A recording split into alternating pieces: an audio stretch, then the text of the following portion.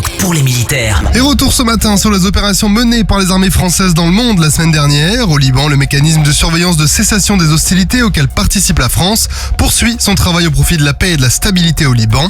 Avec son rôle de médiation et de coordination, ce mécanisme supervise le respect des conditions du cessez-le-feu.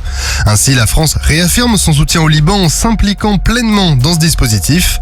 Dans ce contexte, au cours de la semaine dernière, les casques bleus de la Force Commander Reserve ont mené 2 patrouilles par jour dans la zone d'opération. Les militaires préparent désormais l'opération Blue Cedar 2 qui vise à faciliter et soutenir le redéploiement des forces armées libanaises dans le sud Liban et observer le retrait des forces de défense israéliennes. Et pour rappel, une frégate française est toujours déployée en Méditerranée orientale, près de la côte libanaise, pour contribuer à l'appréciation autonome de situation de la France dans la région. Au Moyen-Orient, les rafales de la base aérienne projetée au Levant ont poursuivi leur participation au sein de la coalition au-dessus de la zone pour lutter contre Daesh. La semaine passée, ils ont effectué 18 sorties aériennes pour un total de 76 heures de vol. Les rafales ont également réalisé une mission d'entraînement de défense aérienne avec les forces irakiennes. Et enfin, en Irak, la formation du 4e bataillon du désert irakien se poursuit. Cette coopération entre les forces armées irakiennes et les forces françaises aux Émirats arabes unis s'incarne par des actions de formation au combat en milieu désertique. Ces unités ont vocation à être déployées aux frontières du pays pour lutter contre la résurgence de l'État islamique.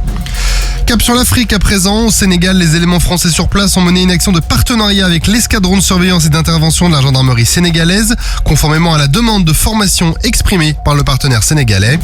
Et à Djibouti, les Mirage 2005 des forces françaises sur place ont effectué 23 sorties aériennes, participant ainsi à la défense de l'espace aérien djiboutien.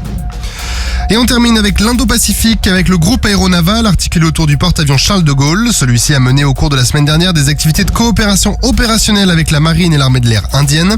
Depuis, le GAN est désormais à l'ouest de l'île de Sumatra en Indonésie pour y mener l'exercice La Pérouse, aux côtés des pays partenaires et alliés de l'Indo-Pacifique. Cet exercice, centré sur la sécurisation des détroits indonésiens, a pour objectif de renforcer les partenariats stratégiques en Indo-Pacifique, au profit de la stabilité régionale et du respect du droit international, en garantissant le libre accès aux espaces maritimes communs dans cette région. Et en Polynésie française, le régiment d'infanterie de marine du Pacifique Polynésie a terminé sa mission de souveraineté Tahamura à Rotorua dans les îles australes. Cette mission a permis également des contacts directs avec la population dans ces territoires éloignés. D'autre part, l'avion CASA des forces armées de Polynésie française a réalisé 3 évacuations sanitaires urgentes au profit de la population.